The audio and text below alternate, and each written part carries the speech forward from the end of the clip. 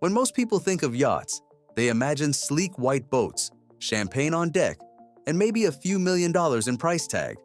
But in the world of billionaires, a yacht isn't just a boat. It's a floating city. We're talking vessels so massive they dwarf cruise ships, ships with their own hospitals, submarines, missile defense systems, and even mini villages on board. Entire worlds built on water, where billionaires can live, rule, and hide away from society. And here's the controversial truth. These yachts aren't just luxury toys. They're symbols of power. They represent the gap between billionaires and everyone else. Because while small countries struggle with clean water or electricity, these private yachts sail with power grids, desalination plants, and more staff than some towns. Today, we're diving into 5 yachts that are so massive, so absurd, they're basically floating cities. Number 1. Eclipse, Roman Abramovich's floating fortress. At over 533 feet long, the Eclipse is one of the largest and most infamous yachts in the world. Built for Russian oligarch Roman Abramovich, its estimated cost ranges between $600 million and $1.5 billion. That price alone is bigger than the annual budget of many small nations. The Eclipse isn't just a yacht, it's a fortress on water. It has 2 helipads, 24 guest cabins, multiple swimming pools, a mini submarine, and its own missile defense system. Yes, you heard that right. Missile defense. This isn't just luxury, it's paranoia in steel and glass. Inside, the yacht functions like a private city. It has a nightclub, a beauty salon, a cinema, and a medical facility. More than 70 crew members live on board, essentially forming a small town dedicated to serving Abramovich and his guests. But here's the controversial part. While millions in Russia live below the poverty line, Abramovich poured billions into this floating palace. And when sanctions hit after the Ukraine war, the Eclipse became a symbol of billionaire excess, hunted by governments, hiding in international waters like a city in exile. Number 2. Azam, the longest yacht ever built. At 590 feet long, Azam is currently the longest private yacht in the world. Owned by Sheikh Khalifa bin Zayed Al Nahyan, the late president of the United Arab Emirates, it cost more than $600 million to build. This isn't just a yacht, it's a mobile kingdom. The Azam is so large it requires its own power grid. It can desalinate its own water, store fuel for weeks, and house more than 100 crew members.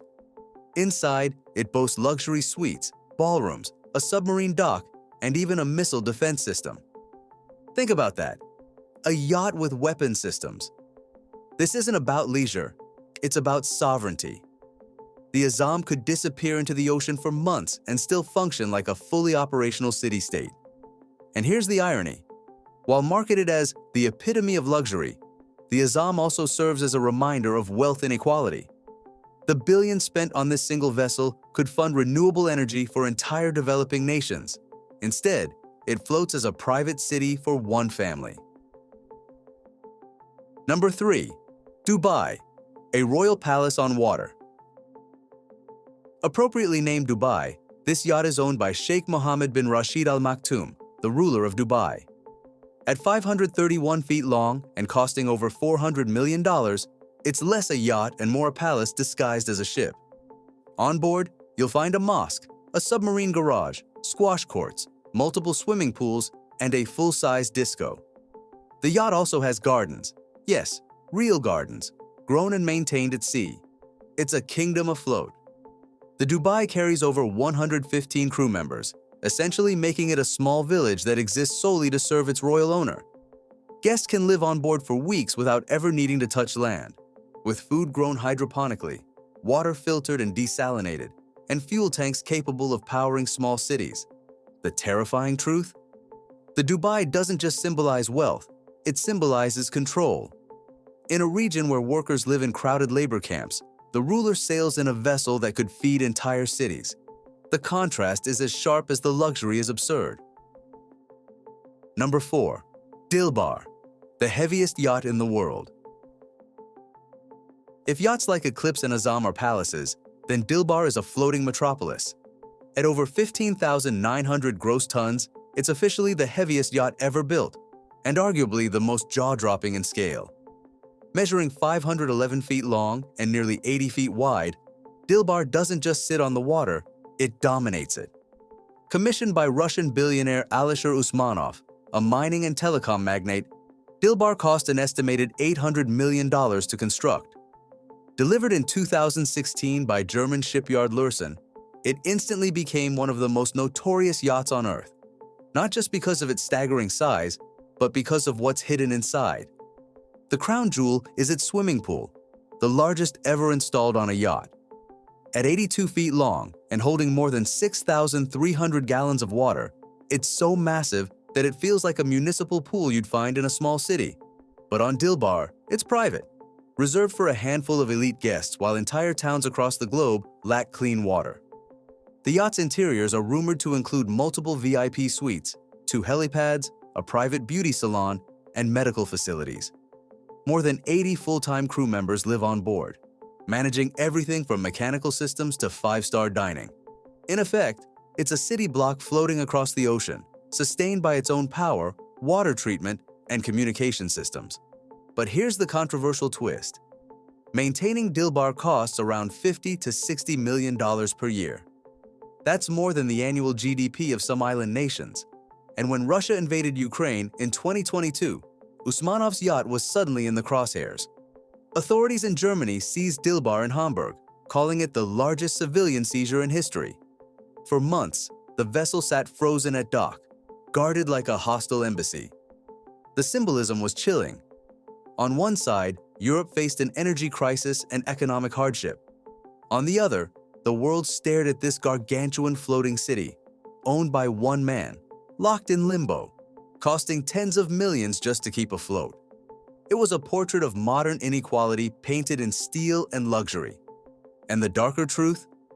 Dilbar isn't just a yacht, it's a lesson in how billionaires think. Usmanov didn't build this to travel from point A to B, he built it to create a mobile safe haven, an untouchable fortress that could sail international waters outside the reach of taxes and, in his mind, perhaps even laws. But when the tide of politics turned, his city on water became a stranded empire, proof that even the grandest fortresses can become prisons. Number 5. The Streets of Monaco, a floating nation concept. If Dilbar is excess in practice, then the Streets of Monaco is excess in imagination. This concept yacht, designed by Yacht Island Design, takes the idea of a floating city to its most literal conclusion. Estimated to cost over $1 billion if fully built, the vessel would be nearly 500 feet long and replicate, yes, replicate, the famous landmarks of Monaco itself. Picture this. You're sailing the Caribbean, and suddenly you spot the Monte Carlo Casino on a yacht.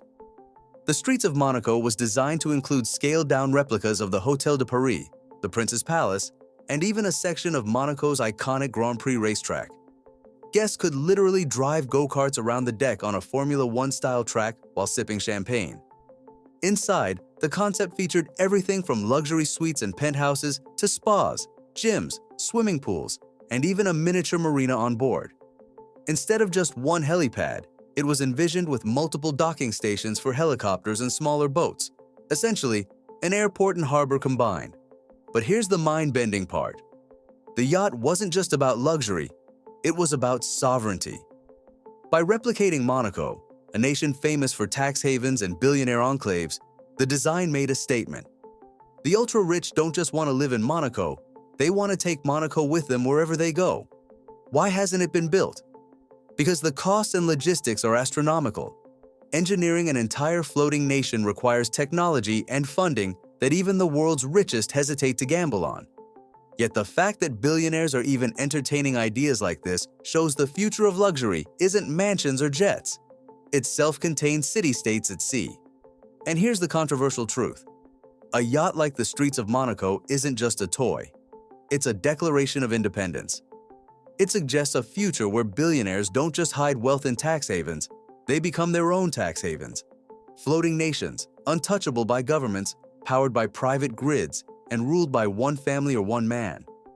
Critics argue that if the Streets of Monaco is ever built, It won't just be a yacht. It'll be a blueprint for billionaire secession. A way for the ultra-rich to literally sail away from responsibility, creating their own utopias while the rest of the world deals with inequality, climate change, and conflict. Whether it remains a concept or someday hits the water, the streets of Monaco is already terrifying proof of where billionaire ambition is headed. Not just floating cities, but floating nations.